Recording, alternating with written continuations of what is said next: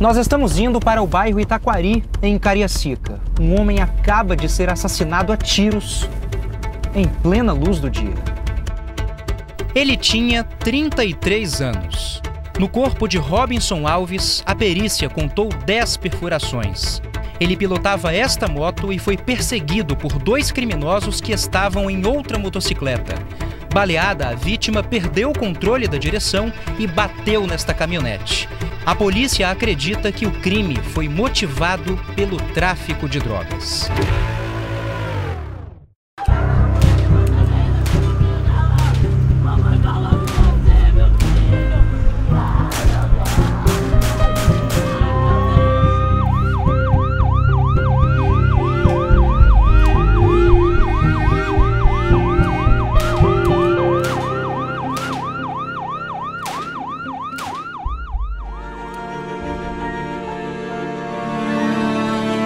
Em média, 3 pessoas são assassinadas todos os dias no Espírito Santo. Nessa contagem regressiva da vida, quem fica, no caso os parentes das vítimas, pagam o preço da saudade que a violência cobra caro. Agora, do que vocês mais sentem falta dela? Tudo. Ela era a nossa companheira, era hospital, Milena, era festa, Milena. E agora ficou só nós duas, porque era nós 3, né?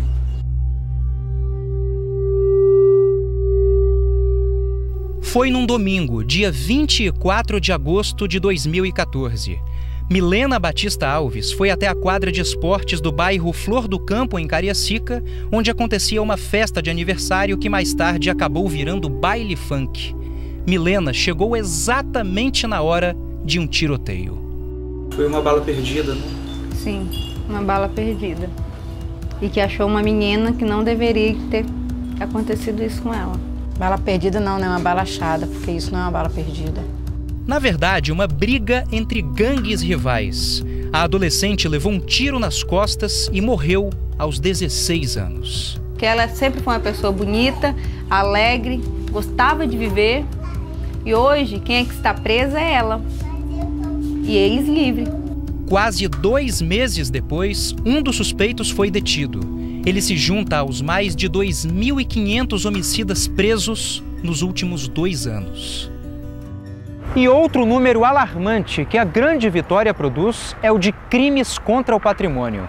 Mais de 30 mil ocorrências foram registradas entre 2013 e 2014. Os comerciantes estão praticamente trabalhando para os bandidos. Então, o senhor foi assaltado quantas vezes? Tem ideia? Nesses longos 15 anos de comércio que a gente tem, mais de 10 vezes. Na última, os bandidos entraram no estabelecimento de cara limpa. Enquanto um pegava todo o dinheiro do caixa, o outro, no fundo da loja, roubava a mercadoria. A câmera gravou tudo, mas eles nem se incomodaram. Por fim, saíram levando o lucro do dia e uma sacola cheia de roupas. Prejuízo de 15 mil reais. Desanima trabalhar? Desanima demais da conta. E a gente trabalha honestamente, a gente paga os nossos impostos. Eles simplesmente chegam, assaltam e saem. E o pior de tudo é ter a certeza de que essa realidade está longe de mudar. Hoje eu tenho 16 câmeras lá, eu tenho um segurança muito bom, eu pago segurança e mesmo assim eles vêm, colocam uma arma na cabeça da gente e assaltam. A reação que as pessoas podem ter ao presenciar um tipo de violência ou sofrer a violência diretamente, né? As reações podem ser as mais variadas possíveis. Quando é algo mais grave, o tempo vai passando e a pessoa vai piorando, né, no seu estado emocional. O senhor está pensando em fechar as portas, então? A gente trabalha com muito medo hoje. Qualquer um que passa, sabe, em frente à loja, a gente já desconfia, acha que é assaltante, então a gente trabalha com muito medo hoje, muita insegurança. Mas a quem cabe limpar as marcas deixadas pela violência? A polícia faz o papel dela, que é prender, mas com poucos dias eles estão na rua de volta. Foi gangue, uma gangue querendo pegar a outra. E amanhã vamos tentar entender por que o Espírito Santo é, proporcionalmente, o estado que mais mata mulheres no Brasil. Ela foi morta a facadas, né?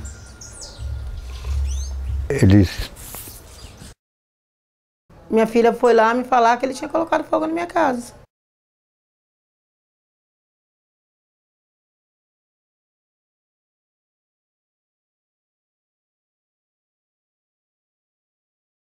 Nos últimos anos, o Espírito Santo se tornou uma péssima referência nacional no que se relaciona a homicídios de mulheres.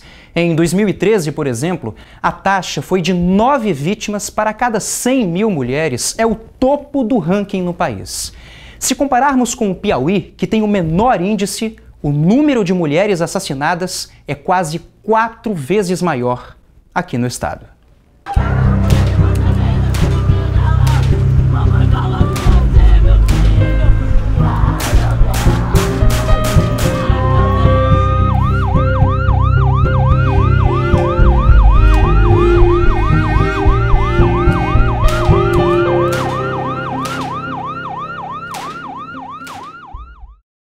Ela foi morta a facadas, né? Eles colaram, né? Pegaram o telefone dela, enfiaram na boca, né? E a faca eles enfiaram na vagina. Depois que ela já estava morta.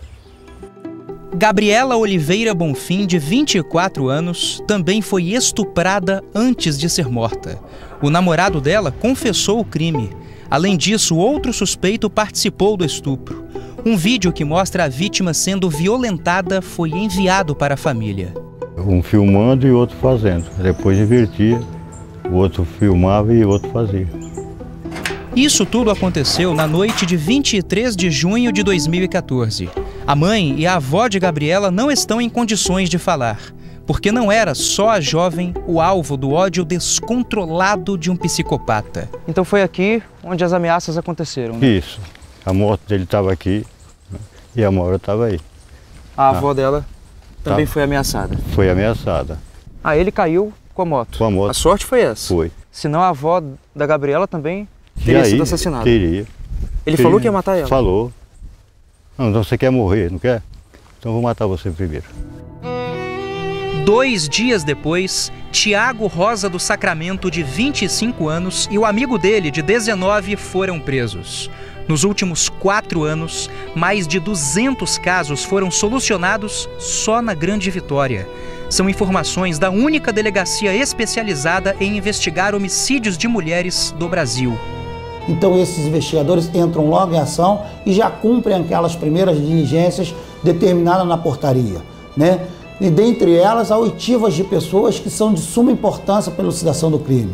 E aí, a partir da oitiva dessas pessoas, a gente vai ouvindo mais pessoas, formando uma convicção e ali, através daqueles dados subjetivos que a gente tira do relato dessas pessoas, juntando com as provas materiais, a gente acaba chegando na autoria e tendo logo em seguida a materialidade e por isso relatamos o inquérito e remetemos à justiça.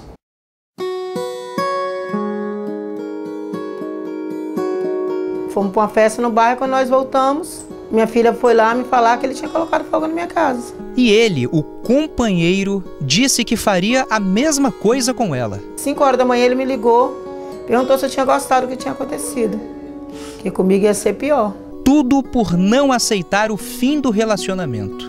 Por isso, a vítima de 46 anos buscou proteção. Foi aonde eu fui na 11ª vara, pedi a juíza, conversei com a juíza me concedeu o botão do pânico.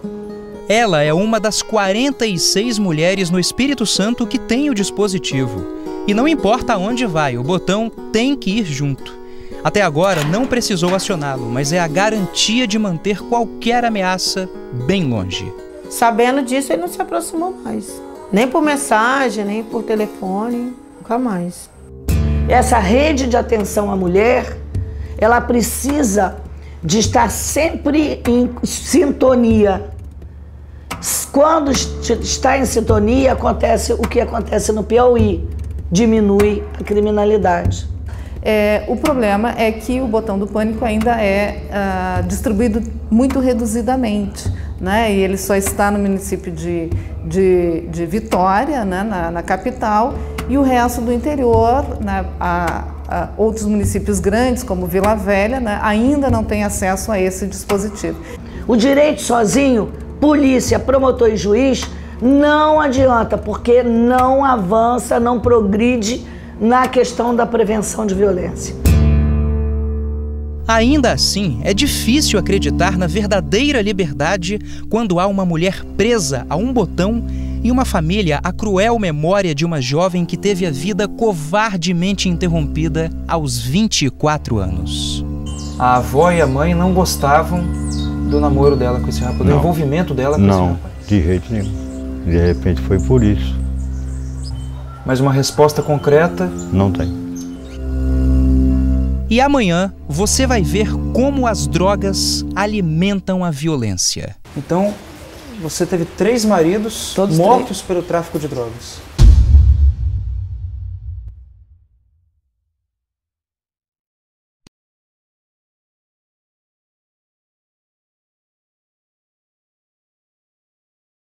Com base nos crimes instaurados pela Divisão de Homicídios e Proteção à Pessoa, cerca de 70% das vítimas assassinadas têm relação direta com o tráfico de drogas.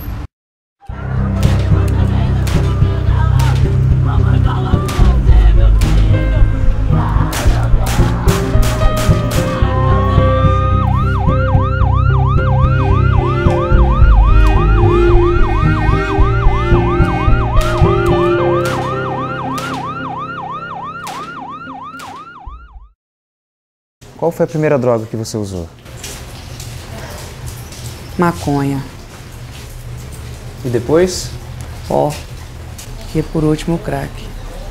Ela tem 29 anos e entrou nesse mundo por um motivo incomum. O que levou a usar droga foi o meu primeiro marido faleceu. Aí eu comecei a usar droga. Mataram, né? Foi assassinado. A morte era uma coisa presente. Parecia que sempre estava ao lado. Você viu alguém, além do seu marido, você viu outras pessoas morrerem por causa das drogas? Vi bastante pessoas. De estar usando junto e a outra pessoa chegar e matar. Mas pra mim é tanto fazia. Se tivesse matado, saía normal, não ficava com medo. Já tava... Aquilo ali pra mim era normal. Foi assassinato? Foi. Era alguém que você conhecia, que usava drogas junto com vocês? É, usava ali. Nos últimos 2 anos, mais de 8.000 traficantes foram presos aqui no estado. Obviamente, os usuários que sustentam o mercado do tráfico acabam também sustentando o grande número de mortes que tem as drogas por motivação. O tráfico só existe porque tem usuário. O tráfico, apesar de ilícito, ele é um comércio. Então, enquanto houver pessoas demandando, pessoas procurando por drogas, haverá pessoas se arriscando a vender drogas. Por isso que eu digo, o tráfico, apesar de ilícito, ele é um comércio. Então, enquanto houver demanda, vai haver a oferta. Então, é preciso que a gente investigue melhor, né, para poder oferecer respostas à sociedade mais conclusivas e respostas mais eficazes, inclusive para oferecer também políticas públicas de prevenção. O cara vai cobrar, vai pagar com a própria vida, às vezes, para ele dar exemplo para outros não ficarem devendo. Muitos têm medo de mostrar o rosto por alguma restrição ainda imposta pelo crime. Mas um em especial faz questão de revelar a identidade e provar que não é mais necessário se esconder atrás da própria sombra. Essa é a história de Efraim. Vendia, entendeu? Buscava, carregava, transportava. Já foi ameaçado alguma vez? Por causa do tráfico, não. Mas por causa de outros problemas envolvendo outro, até questão de homicídios, entendeu? Fui ameaçado sim, mas por causa de tráfico, não. Já ameaçou alguém? Já, muita gente. E hoje ajuda a recuperar pessoas. Um dos locais que apoia é esse abrigo só para mulheres que fica na zona rural de Cariacica. Mulheres que aprendem a cuidar delas mesmas, com carinho, arte e muito trabalho. E por mais que a realidade insista em ser difícil, por mais que o passado ainda seja um pesadelo, é hora de abrir os olhos e enxergar o futuro. A partir de que momento que você acordou e falou, não, eu preciso me recuperar? Depois que o meu terceiro marido morreu. Terceiro marido? Terceiro marido morreu. Então, você teve 3 maridos Todos mortos pelo tráfico de drogas? 3. Aí eu falei, ah não, agora chega. Aí eu comecei a ter medo. Se eles morreram, a próxima sou eu. E não pretende mais? Não. Nunca mais? Nunca mais. Você tem algum sonho? Tenho. Qual é?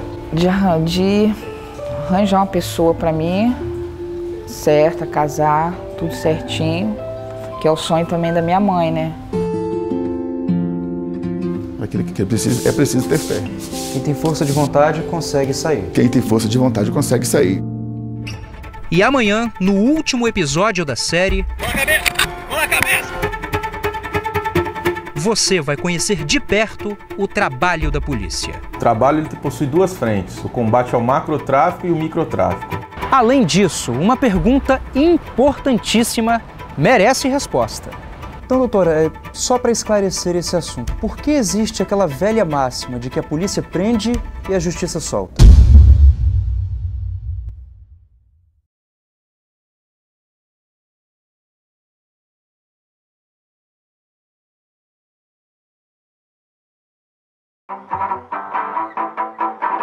A caçada começa. Informações confidenciais levam a polícia militar a esse matagal em Vila Velha. O local, afastado da área urbana, é perfeito para esconder a prova do crime. Os policiais não demoram muito para encontrar droga enterrada. São pedras de crack prontas para a venda. Dos 4 suspeitos detidos em flagrante, 3 são menores de idade. Mete a algema no lourinho aí. Já pode andar na viatura lá.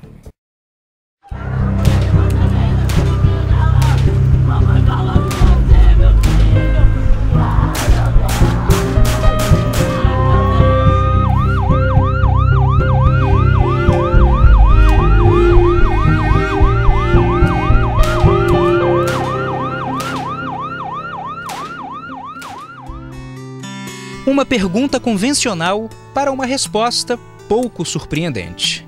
Você já foi assaltado alguma vez? Já fui assaltado aqui no bairro. Roubaram um relógio meu. O senhor se sente seguro vendo isso acontecendo? Olha, você não pode se sentir seguro vendo um assalto. Agora, a questão da segurança é muito relativa, porque ninguém vai te dar segurança. Você tem que ter sensação de segurança. O que o Estado precisa dar ao cidadão é a sensação de segurança. E essa sensação não é algo que está escondido no imaginário das pessoas como se apenas não existisse. Quem já foi vítima da violência sabe o quanto esse sentimento é real. A mão armada? A mão armada. Tem 1 ano e meio, mais ou menos. Quanto mais próxima ela esteve da cena violenta que ela presenciou, sofreu, mais ela pode vivenciar isso nos dias subsequentes, né? Vai chegando mais tarde, você tem que manter a porta fechada, né? Começa fim de semana, se chega um certo horário, você tem que trancar, né? Porque vai chegando o cliente, você abre a porta e fecha, você tem que criar alternativa, né? O grande desafio é controlar esse crime. Controlar, levar a níveis pelo menos civilizados, toleráveis, de crimes contra a vida e de crimes contra o patrimônio. Aumentando a resolutividade das polícias nos inquéritos policiais, aumentando a presença policial nas ruas, tendo uma gestão mais adequada, monitorando e avaliando indicadores, para que a população, tendo a polícia como referência na rua, a população saiba onde encontrar a polícia, para que aí sim a gente possa, no médio e no longo prazo, impactar melhor na questão subjetiva, que é a sensação de insegurança. Nós vemos que muitas pessoas que nós prendemos hoje, a Polícia Militar prende, a Polícia Civil prende, essas pessoas voltam a cometer novos crimes. Então hoje mesmo, agora mesmo, eu estava vindo do BME, a pessoa acabou de fazer uma operação, pessoas presas com 7 quilos de maconha, e essas pessoas já foram presas, quando consultadas, 3 vezes. Se a impunidade é um grande problema para a polícia, imagina então para as vítimas. A polícia faz o papel dela, que é prender, mas com poucos dias eles estão na rua de volta e continuam agindo de maneira natural. Dias depois ele foi preso? Foi preso. Os 2. Os 2. Mas só que o outro que participou... Já está solto. E, segundo a delegada, disse que ele não participou. Por isso se faz necessário questionar a justiça. Por que existe aquela velha máxima de que a polícia prende e a justiça solta? Essa máxima é uma máxima que nós consideramos injusta, porque nós temos hoje no Espírito Santo 19.228 mandados de prisão em aberto. São ordens de prisão que não foram cumpridas, ou seja, então os juízes mandam prender, sim. Quando é que o juiz pode prender uma pessoa no Brasil, antes dela ser condenada? Em 3 situações. Quando ele precisa garantir a instrução processual, o que significa isso? O exemplo mais fácil de se entender é quando uma testemunha do crime, que vai ser ouvida pelo juiz, está sendo ameaçada pelo réu. Quando a pessoa não tem nenhum vínculo com o local onde o crime aconteceu, para garantir a futura aplicação da lei penal. E também quando o juiz verifica que aquela pessoa pode voltar a praticar crimes, ou seja, para garantir a ordem pública, que é basicamente para prevenir novos crimes. Quando o assunto é violência, não existe apenas um culpado ou uma solução rápida e fácil. Esse é um problema crônico que insiste em permanecer geração após geração. E qual é o legado que o Estado vai deixar para o futuro?